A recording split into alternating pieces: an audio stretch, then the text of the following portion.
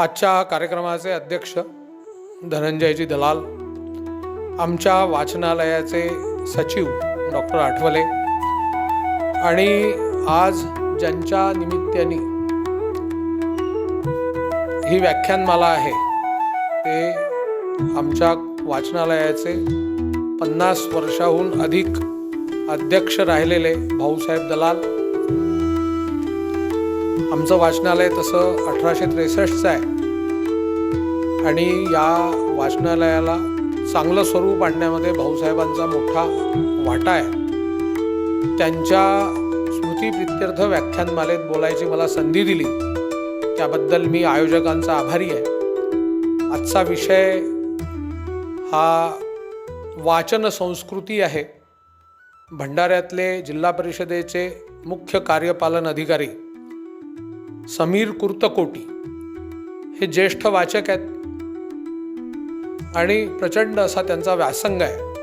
त्यांनी हा विषय मांडावा असं ठरलं होतं, पण त्यांच्याऐवजी मी वक्ता नसून ऐवजदार आहे आणि त्यांच्याऐवजी मी विषय मांडण्याचा हा प्रपंच करतो आहे.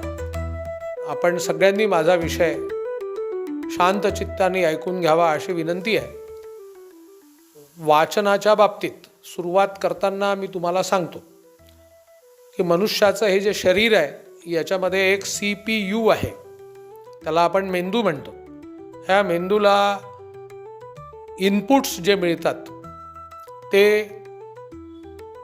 एका विशिष्ट नावाने मी तुम्हाला सांगणार आहे. आपल्या भंडाऱ्यामध्ये एक दुकान होतं डोनूचं आणि एका ठिकाणी दुकान होतं डोनाचं आणि त्याला डोना काकाजी असं म्हणायचे लोक. तर हा डोना काकाजी आपल्या मेंदूचा इनपुट आहे. हा आपला मराठीतला चांगला मी शॉर्ट फॉर्म तयार केला आहे. डोळे, नाक, कान, कातडी आणि जीभ याच्यामधून आपल्याला पूर्ण नॉलेज मिळतं.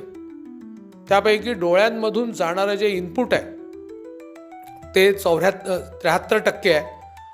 11% कानामार्फत जातं, असे झाले 84%. आणि मेंदूला उरलेलं 16% नॉलेज, ज्ञान हे नाक, कातडी आणि जीभ म्हणजे त्वचा आणि जीभ यांच्या मार्फत मिळतं. डोळ्यामधून ज्ञान मिळतं. डोळ्यांमध्ये काही कमतरता असेल कानामधूनही मिळतं. शेवटी ब्रेल नावाच्या माणसांनी तर शोध लावला की ते स्पर्शामधूनही मिळेल. ब्रेल लिपी ही स्पर्शलिपी आहे. म्हणजे ह्या तिघांनी ज्ञान मेंदूपर्यंत पोचवायचं ठरवलं. हा सगळा विषय समोर मांडताना पहिलं लिखाण व्यासांनी केलं, बद्रीनाथच्या जवळ केलं. त्या ठिकाणी ते डिक्टेट करत होते. मराठीमध्ये डिक्टेटला मला चांगला शब्द आठवला नाही म्हणून मी तुम्हाला डिक्टेटच केलं म्हणतो. आणि ते लिखाणाचं काम गणपतींनी केलं. व्यासा इतका मोठा लेखक जगात झाला नाही आणि कदाचित होणारही नाही. इतकं सगळं लिखाण त्यांनी केलं आणि मग तिथून हा विषय सुरू झाला. आपल्या इथे खूप लिखाण झालं. किती झालं? 630 साली जेव्हा एक चीनी प्रवासी होएनेस संग भारतात आला, त्यांनी आपल्या इथून 657 ग्रंथ निरनिराळे, एका ग्रंथाच्या 657 कॉपीज नाही, निरनिराळे 657 ग्रंथ भारतातून तिथे नेले. आपल्या इथे पोथीमध्ये ते गठीत करून ठेवणे असा विषय राहत असे. नॉलेज हे पोथीत. नालंदा आणि तक्षशिला या ठिकाणी पोथीशाळा 3 मजली होत्या आणि जेव्हा त्यांना जाळण्यात आलं तर कितीतरी महिने ते जळत राहिलं. असं हे ज्ञान आणि त्याचं वाचन या भारत देशामध्ये सातत्याने सुरू होतं. प्रिंटिंग हा विषय भारत देशामध्ये सर्वप्रथम 1805 साली आला. पहिलं मुद्रित पुस्तक मराठीचं व्याकरण, त्याला ग्रामर ऑफ मराठी लँग्वेज असं म्हटलेलं आहे, हे एका ब्रिटिश माणसाने तयार केलं. ते काही मराठीत, म्हणजे मराठीत एक पेज आणि त्याचा दुसऱ्या पेजवर अनुवाद, अशा पद्धतीने आपल्या भारत देशामध्ये हे ज्ञान आलेलं आहे. ग्रंथालयाची सुरुवात महाराष्ट्रातली ही रत्नागिरी इथे झाली. रत्नागिरी जिल्हा नगर वाचनालय असं त्याचं नाव होतं आणि 1828 साली ते आपल्या इथे सुरू झालं. आपलं वाचनालय 1863चं आहे, त्याच्यामुळे आपल्यापेक्षा थोडे वर्ष आधी ही सार्वजनिक वाचनालयाची संकल्पना आपल्या इथे रुजली आणि त्यामुळे वाचनालय हा विषय आपल्या इथे सुरू झाला. वर्तमानपत्र यांनी देखील आपल्या भारतामध्ये मोठं काम केलेलं आहे, त्याचा आपण आढावा पुढे घेणार आहोत. म्हणजे लोकमान्य टिळकांचं केसरी आणि मराठा या वर्तमानपत्राच्या वाचनातून स्वराज्य हा माझा जन्मसिद्ध हक्क आहे आणि तो मी मिळविणारच, हा विषय भारतीय मानसिकतेत पेटवण्यात आला. नाही तर भारतीय मानसिकता 1857च्या पराभवानंतर पूर्णपणे दबून गेली होती. आपण स्वातंत्र्य मिळवू शकणार नाही आणि आता आपल्याला पिढ्यानपिढ्या गुलाम राहायचं आहे. 1857चं युद्ध, टिळकांचा जन्म 1856चा आणि त्यानंतर वासुदेव बळवंत फडक्यांचं पहिलं आंदोलन, मग काँग्रेसची स्थापना. पण हा सगळा विषय, तेव्हा काही इंटरनेट नव्हतं, टेलिफोन्सचंही जाळं फारसं नव्हतं, टेलिफोनही नंतरच आला, विमान नव्हते, आगगाडी ज्याला म्हणतो आपण ट्रेन, ही 1853मध्ये सुरू झाली. म्हणजे या अखंड अशा खंडप्राय भारत देशामध्ये एखादा विषय रुजवायचा की हे भारतीय पुरुषा, तू कोल्हा नसून सिंह आहेस, तू असा पराभूत मानसिकतेत जगू नकोस, हे सांगण्याचं काम त्या वर्तमानपत्राने केलं आणि टिळकांचा संदेश पूर्ण भारतभर पोचवला. नाही ते इंग्रजांना देव मानणे,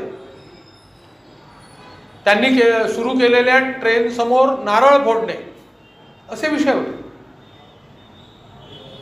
आणि आपण अगदी निकृष्ट आहोत, आपल्यात खूप दोष आहेत. दोष होते पण हे खूप दोष आहेत. यांनी पराभवापेक्षाही मोठा पराभव आपण स्वीकारला होता. पण त्या वर्तमानपत्रांनी, मग गांधीजींच्या यंग इंडियाने हा विषय सगळा तळागाळापर्यंत पोचवला. म्हणजे त्या काळात, गांधीजींच्या काळात, खरबी नावाचं गाव हे बाजूच्या आपल्या मोहाडीच्या बाजूचं, तिथले बापूजी पाठक हे गांधीजींच्या चळवळीत नेते होते ते आपले त्या काळात. म्हणजे असे नेतृत्व तयार होण्यासाठी ह्या वर्तमानपत्रांची मोठी भूमिका होती आणि याचं वाचन फार मोठ्या प्रमाणात झालं. म्हणजे आपली पूर्ण स्वातंत्र्य चळवळ, तिचा आधारच मुळात वाचन संस्कृती होती. त्यानंतर 1857 ते 1947 या काळामध्ये दुसराही विषय झाला. समाजामध्ये जे दोष आहेत, स्त्रिया शिकत नाहीत, केशवपन होतं, त्यांना ड्रॉइंग रूममध्ये, बैठकीमध्ये बसू देत नाही,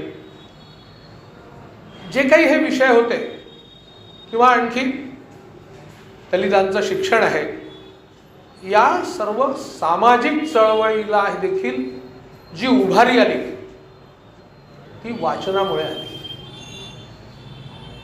मी तर 1857 ते 1947 ही जी 90 वर्ष आहेत, या काळात भारतामध्ये पाश्चिमात्य विचार आणि आपले पौराणिक विचार यांचं घुसळण झालं आणि त्याच्यातून हा आधुनिक भारत आता घडतोय. भारतामध्ये आधीचा विचार होता, पण पाश्चात्य आल्यामुळे तो सगळा विषय इथे आला.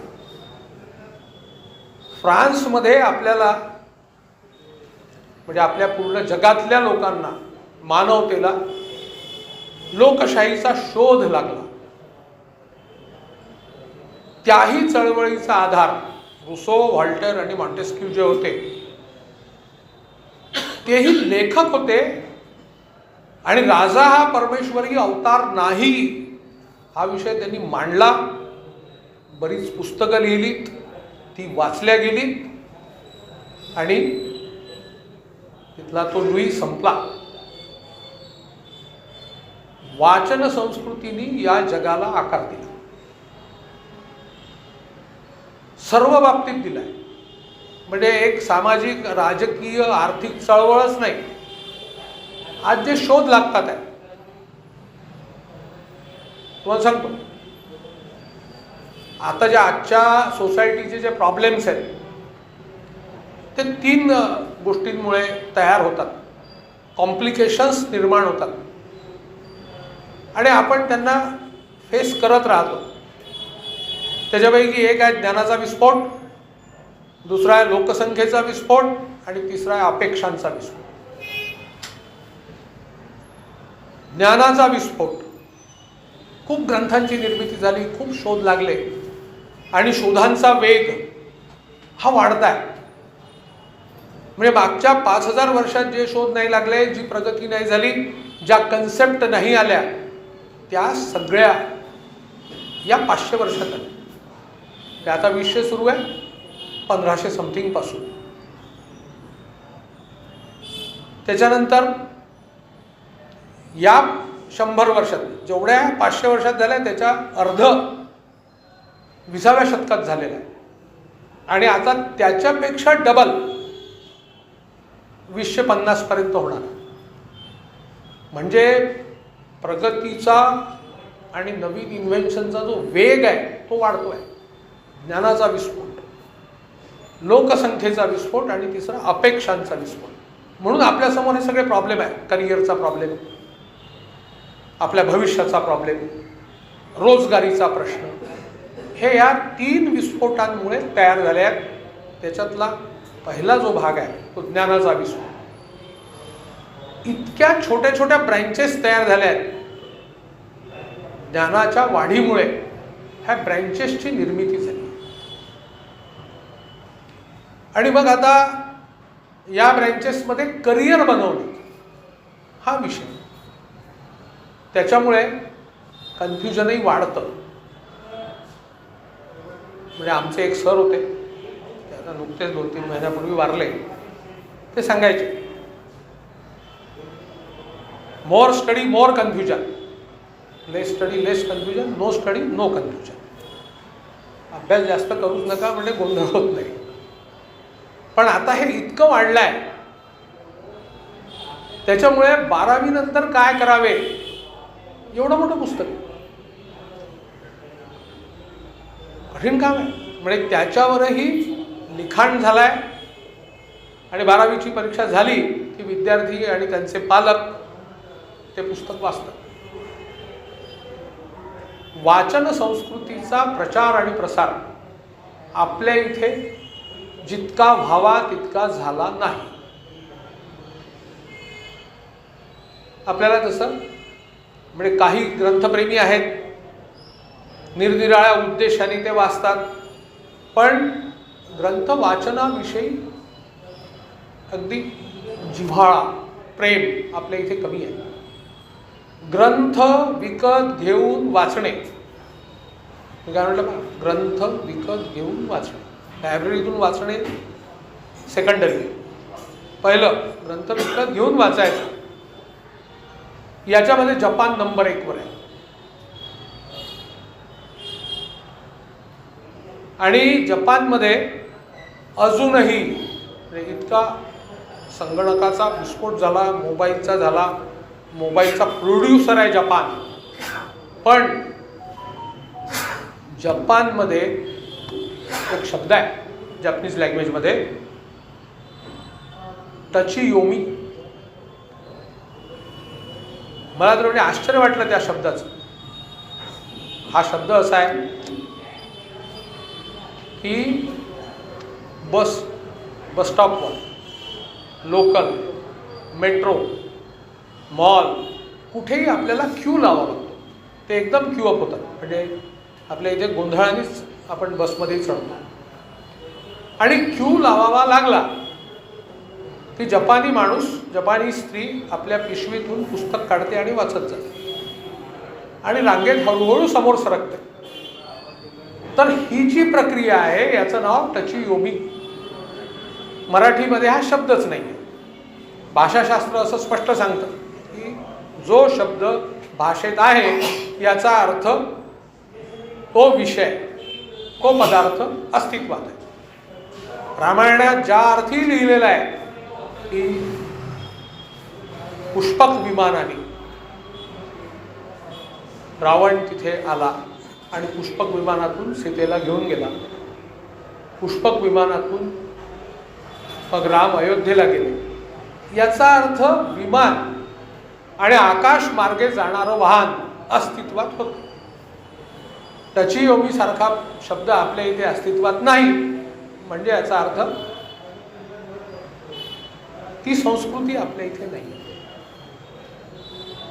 आपल्या इथे वर्तमानपत्र देखील वाचणे, म्हणजे मी काही लोकांचा अपमान करत नाही आहे, त्यांच्या घरी पेपर येतो, पुष्पांकडे 2-3ही येतात. पण बरेच लोक कटिंग सलूनमध्ये जाऊन पेपर वाचतात. बरेच लोक, हे संख्या कमी नाही. चांगले वाचक मी बघितले, तरुण भारत कार्यालयात येऊनच तरुण भारत वाचायचं, घ्यायचा नाही. म्हणजे आम्ही शिक्षकांसाठी आंदोलन करताना सचिवांना सांगितलं, शिक्षकांचे पगार किती वाढले पाहिजे. का वाढले पाहिजे? कारण त्यांना ग्रंथ घ्यावं लागतात. एका दिवशी 4-5 पेपर घ्यावे लागतात. आणि त्यांना जर ते ज्ञान नाही मिळालं तर विद्यार्थ्यांना कसं मिळेल? तेव्हा त्याच्या सचिव होत्या कुमुद बन्सल.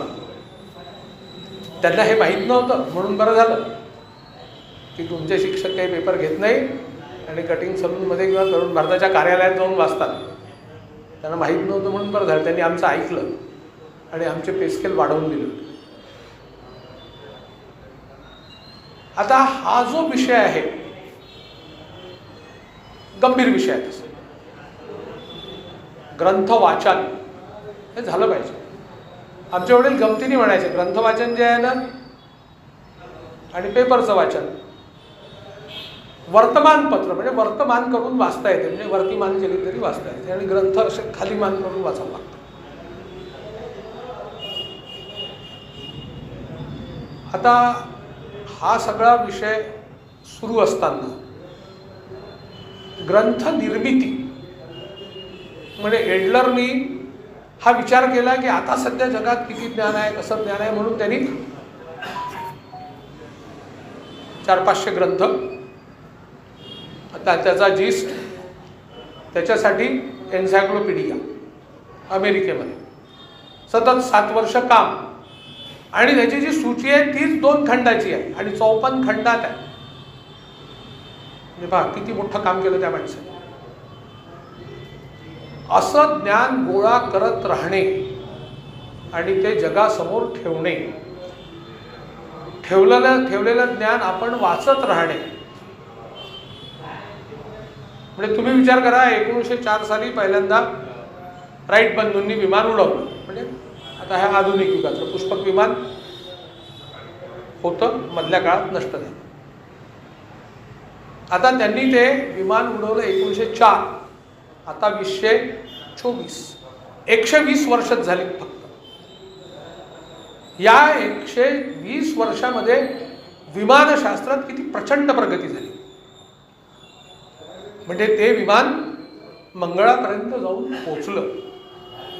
मी तुम्हाला जे म्हणतोय, प्रगतीचा वेग वाढतोय. हा प्रगतीचा वेग वाचन संस्कृतीमुळे आणि लेखन संस्कृतीमुळे वाढतोय, असं नाही वाढत.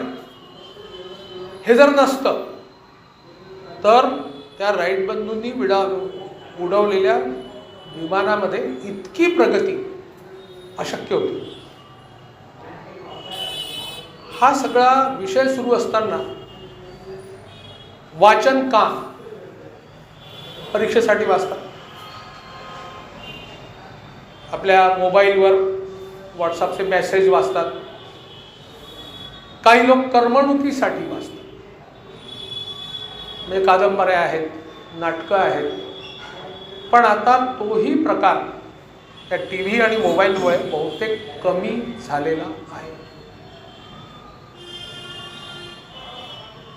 आता आपण पुढे चाललो आहे. आता वाचन संस्कृतीमध्ये देखील सुधारणा होते आहे. पुस्तक घेऊन वाचणे, मग त्याचे नियम, म्हणजे त्या संस्कृतीमधले प्रोटोकॉल.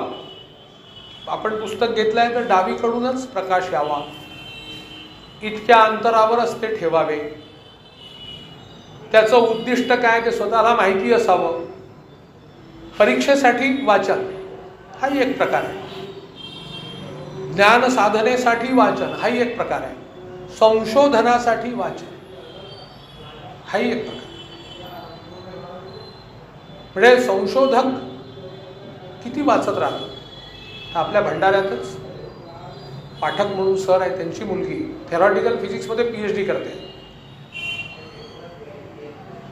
तर ती ब्लॅक होल, ज्याला आपण कृष्णविवर म्हणतो, ज्याच्यामध्ये आकर्षित होते, प्रचंड गुरुत्वाकर्षण असते, त्या ब्लॅक होलच्या होरायझन्सवर काय आहे, त्याचे कोणते गणितीय इक्वेशन्स आहेत, ते कसं ऑपरेट होतं, याचं गेल्या 5 वर्षापासून प्रचंड वाचन त्या मुलीने केलं.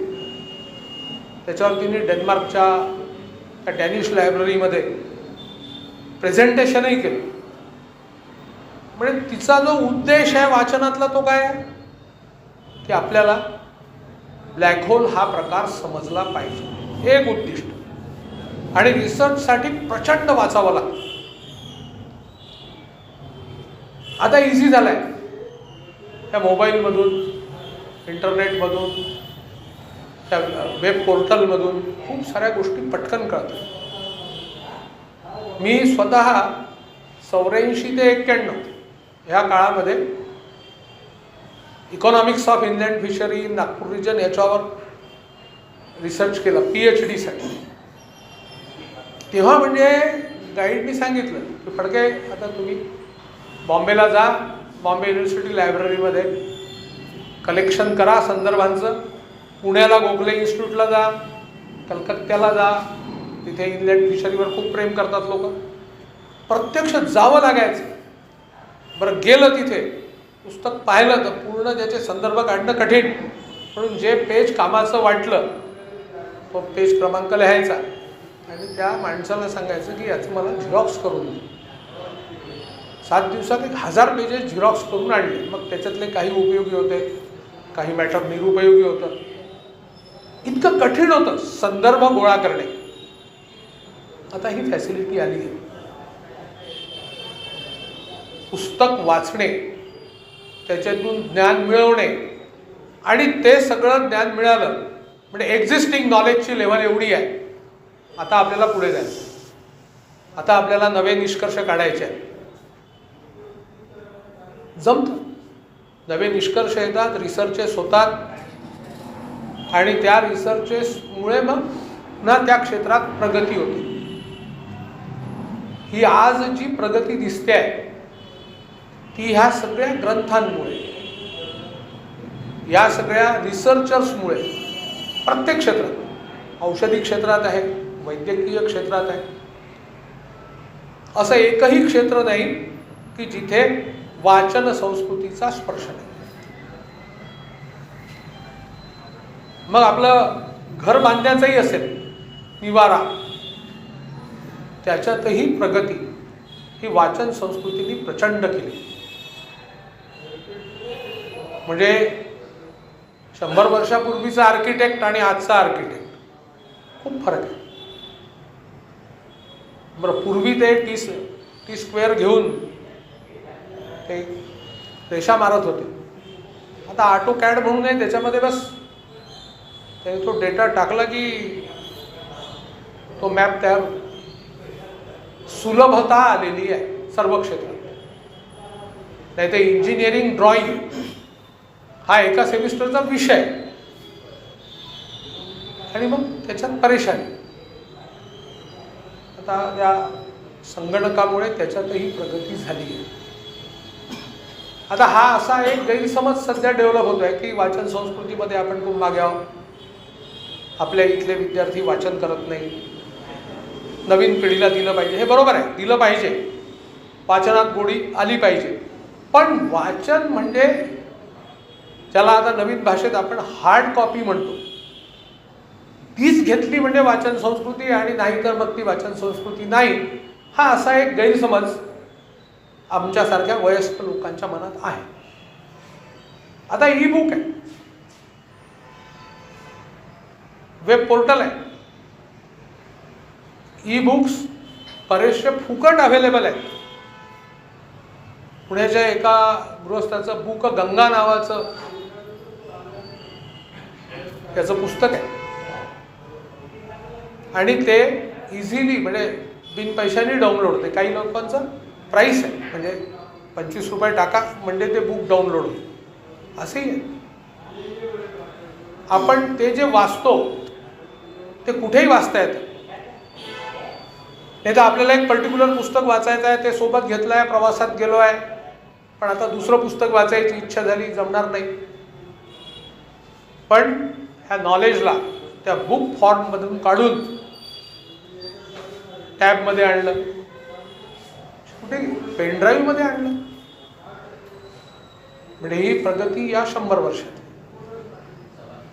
सुधीर फडकेंचं गायन ऐकायचं आहे तर ते स्वतः येतील, आपला वाद्यसंच आणतील, तुमच्या समोर गाणं म्हणतील, मग जातील. मग आलं ते LP, काय म्हणतात त्या प्लेट्स, अशा कार्बन सारख्या काळ्या आणि सर्क्युलर, मग त्या फिरायच्या आणि त्याच्यावरती एक पिन आपण ठेवायचं.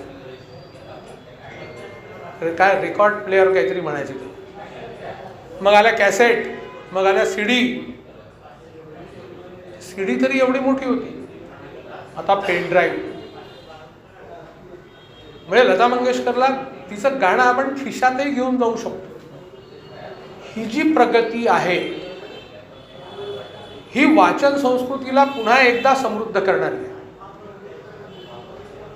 फक्त एक दोष आहे, जिथून इनपुट जातं तो आपला डोळा, तो डॅमेज होतो. ह्या ई बुक्स किंवा ह्या सॉफ्ट कॉपीच्या वाचनामध्ये तो एक त्रास आहे. ऑडिओ बुक्स पण आहेत. आता हे वाचन केले पाहिजे हा विषय संस्काराचा विषय. ती गोडी निर्माण केली पाहिजे. ग्रंथालयातली किंवा कुठली भाषणं ऐकली पाहिजेत. म्हणजे शिवाजीराव भोसलेंनी लिहून ठेवलंय की ते सावरकरांना ओळखत नव्हते, पण सावरकरांचं म्हणजे एक कृश असा धोतर, टोपी, कोट घातलेला माणूस उभा झाला, बोलायला लागला, 20 मिनिटं बोलला आणि मग कळलं की हा माणूस सावरकर आहे. असे वक्ते देखील आता उपलब्ध नाहीत. त्यांनी नेहरूजींबद्दल लिहिलेलं आहे. अहमदनगरच्या तुरुंगात असताना त्यांनी डिस्कव्हरी ऑफ इंडिया नावाचं पुस्तक लिहिलं, वाचलं पाहिजे. ग्लिम्सेस ऑफ वर्ल्ड हिस्ट्री लिहिलं,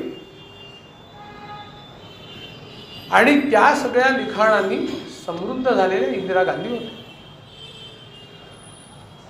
अशी वैचारिक समृद्धता आता राजकीय लोकांमध्ये कमी दिसते. दिसत नाही म्हटलं तर अन्याय होईल, पण तो कमी दिसतो. राजकीय नेत्यांचाही आधार काय पाहिजे? वाचन संस्कृती पाहिजे. म्हणजे सुषमा स्वराजांचं मी भाषण ऐकलं तेव्हा लक्षात आलं की त्यांना संस्कृत अस्खलित बोलता येते आणि संस्कृतचे श्लोक म्हणा, उतारे म्हणा, असे पाठ आहेत. म्हणजे असे जर लोक समाजाचं नेतृत्व करतील तर या देशाची प्रगती होते. कृतकोटी साहेबांशी आम्ही जेव्हा बोलत होतो तेव्हा असं लक्षात आलं जे मला माहीत नव्हतं. दुसऱ्या महायुद्धात ज्यांनी इंग्लंडचं नेतृत्व केलं ते चर्चिल. त्यांचं एकच माहिती होतं की ते व्ही फॉर व्हिक्ट्री म्हणतात आणि आपल्या देशाला पुढे न्यायचं आहे आणि आपण जिंकणार आहोत. जरी जर्मनी समोर हार सुरू होते पण ते सांगायचे व्ही फॉर व्हिक्ट्री, मी जिंकणार आहे. ते चर्चिल साहित्यिक होते, तिथेच थांबत नाही ते. त्यांना प्राईम मिनिस्टर होण्यापूर्वी साहित्याचं नोबेल पारितोषिक मिळालं. किती मोठा माणूस. आणि असे साहित्यिक जर नेतृत्वात आले तर देशाची खऱ्या अर्थाने प्रगती होते. साहित्यिकाजवळ भावना असतात, कृतज्ञता असते. म्हणजे साहित्य वाचनातून हे चांगले काही सद्गुण डेव्हलप होतात. या सगळ्या गोष्टींचा विचार करत करत वाचन संस्कृतीमध्ये हे जे डिजिटल आलाय, ई आलाय, याचंही स्वागत आपण केलं पाहिजे.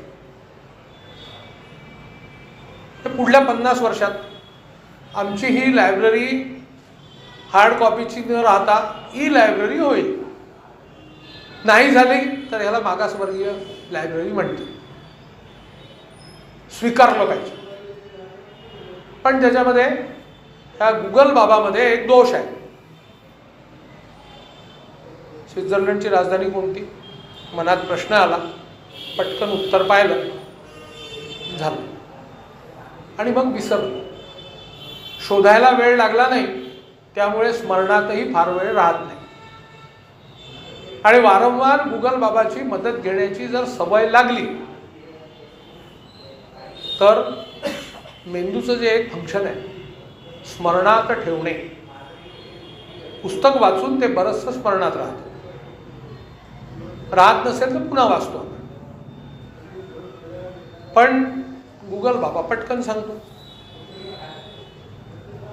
राणी दुर्गावती कधी झाली, जन्म, मृत्यू. आपण त्याला बोलून सांगितलं की तो आपल्याला लिहून देतो किंवा बोलू नाही सांगतो. त्यामुळे मेंदूचं जे एक फंक्शन आहे स्मरणात ठेवणे, जशी शेपटीची गरज संपली law of use and disuse प्रमाणे शेपूट गळून पडली. कारण आपला जे 4 पाय होते त्याच्यापैकी 2 हात झाले. ह्या हाताने आपण पूर्ण शरीरावर स्पर्श करू शकतो. म्हणून शेपटीची गरज संपली आणि शेपटी गळून पडली. तसं मेंदूमध्ये जे स्मरण आहे, ती शक्ती आहे, ती गळून पडेल. आर्टिफिशियल इंटेलिजन्सनी आपल्या क्षमता कमी होती. आपण ते कॅल्क्युलेटर वगैरे ते आपल्याजवळ ठेवतो. आताही कांतोडीला म्हटलं की बा हे घे, माझे 57 रुपये आणि प्रदीप गादेवारांचे 68 रुपये. तो पटकन 57 अधिक 68.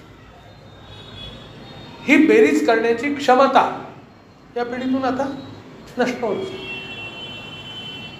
असा हा विषय आहे. आपल्या एकूण धर्मसंस्कारांमध्ये हिंदूंचा धर्म म्हटला तर संस्थापकही सापडत नाही आणि एक पुस्तकही सापडत नाही. आणि नंतर आधुनिक काळात जे धर्म आले ख्रिश्चन धर्म पक्क, बायबल आणि येशू ख्रिस्त. ते बायबल वाचल्या गेलं पाहिजे, वाचलं जातं. मोहम्मद पैगंबर, कुराण वाचलं जातं. पण सगळ्यात आधुनिक 14व्या-15व्या शतकात गुरु नानक देवजी यांनी जो धर्म दिला, शीख धर्म, त्यांनी हे सांगितलं नाही की अमक्याची पूजा करा. त्यांनी गॉड सांगितला, यांनी अल्लाह सांगितला. गौतम बुद्धांनी निरीश्वरवादी धर्म सांगितला, त्यांनी एकेश्वरी सांगितला. गुरु नानक देवजींनी तर सिक्सर मारला. ग्रंथ साहिब, ग्रंथ साहिब म्हणजे आपला हा ग्रंथच देव आहे, हो वाचा. आपल्या वारकऱ्यांनी भागवत धर्म, भागवत सप्ताह वगैरे करायचं ठरवलं, तर आपले भागवतकार तो भागवताचा ग्रंथ डोक्यावर घेऊन जातात. म्हणजे ग्रंथाचं महात्म्य शीख धर्माला, आपल्या वारकऱ्यांना जे समजलं त्याचं आता अनुकरण झालं. ग्रंथ हेच गुरु असा विषय आता आहे. आणि त्याच्यातून आता ई बुक्स हे सुपर गुरु. ई बुक्समध्ये जो प्रश्न मी मागे मांडला पर्यावरणाचा, आपण ही पुस्तकं तयार करतो तर जंगल कटाई होते, म्हणून आता आपण पेपरलेस ऑफिस असा विषय करतोय. ई बुक्सनी जंगल कटाई कमी होईल, म्हणून त्या डिजिटल बुक्सचं, ई बुक्सचं देखील आपण स्वागत करायला पाहिजे. आणि त्यांनाही वाचन संस्कृतीमध्ये आपल्या मनात जागा करून द्यायला पाहिजे. असा हा सगळा विषय. वाचन संस्कृती म्हणजेच प्रगती, वाचन संस्कृती म्हणजेच आधुनिक जीवन, आणि वाचन संस्कृती म्हणजेच माणसाला देवत्वाकडे नेण्याची क्षमता असलेला विचार, असा विषय आहे. आणि म्हणून आपल्याला नवजात बालकांना किंवा 3 वर्षाच्या मुलाला वाचनाची गोडी कशी लावता येईल. वाचनातून काय नाही मिळतो. घरी नवजात बालक येणार आहे, गर्भसंस्काराचं पुस्तक वाचलं पाहिजे. म्हणजे काही असेल वाचलं पाहिजे. आणि म्हणून वाचाल तर वाचाल. म्हणजे त्या महात्मा फुल्यांनी त्यांना एका इंग्रज मित्रांनी पुस्तक दिलं, राईट्स ऑफ मेन. त्यांनी त्यांच्या डोक्यात लख प्रकाश पडला आणि त्यांनी शिक्षण हा विषय, आंदोलन हा विषय सुरू केला. डॉक्टर बाबासाहेब आंबेडकर तर हे मला असं वाटते या सगळ्या आपल्याला माहिती असलेल्या जगातले सगळ्यात मोठे वाचक आहेत. प्रचंड वाचन त्यांनी केलं, लेखनही केलं. म्हणजे असा एखादा माणूस मोठा व्हावा असं वाटत असेल, किंवा आपल्या घरी जन्मलेलं मूल मोठं व्हावं असं वाटत असेल, तर ही उत्कर्षत्रयी आहे. वाचन, चिंतन, मनन हे केलं की उत्कर्ष नक्की होणार. तर हे उत्कर्षाचं खरं गमक असलेलं वाचन आपण वाचनालयाची चळवळ चालवतोय, त्याच्यात करतो आहे का. पण आता याला आधुनिक पोशाखात देखील करण्याची आवश्यकता आहे. अनुवाद करणे. म्हणजे आजपर्यंत जेवढ्या साहित्य कृतींना नोबेल पारितोषिक मिळालं, अशा सर्व साहित्य कृतींचा अनुवाद मराठीत झाला पाहिजे. नसेल झाला तर तो केला पाहिजे. असंही प्रोजेक्ट सार्वजनिक वाचनालयांनी हाती घेतलं पाहिजे. आपल्या इथे चांगले मराठीचे लोक आपल्या वाचनालयाशी जुळलेले आहेत. इंग्रजीतलं तर पटकन अनुवादित म्हणजे लवकर करता येतं, जॅपनीजमधलं किंवा कोरियन भाषेतलं नाही करता येणार. पण इंग्रजांनी बहुतेक नोबेल पारितोषिक मिळालेल्या साहित्यकृतीचं भाषांतर केलेलं आहे. अशा प्रकारे हा वाचन संस्कृतीचा विषय मुरवणे, रुजवणे आणि पुढल्या पिढीला देणे काळाची गरज आहे. ही उन्नतीची उत्कर्षत्रयी आहे. आपण सगळ्यांनी त्या उत्कर्षत्रयीचा स्वीकार करावा. जेवढं जमेल तेवढं पुढच्या पिढीला द्यावं अशी विनंती करतो आणि थांबतो. जय हिंद, जय महाराष्ट्र.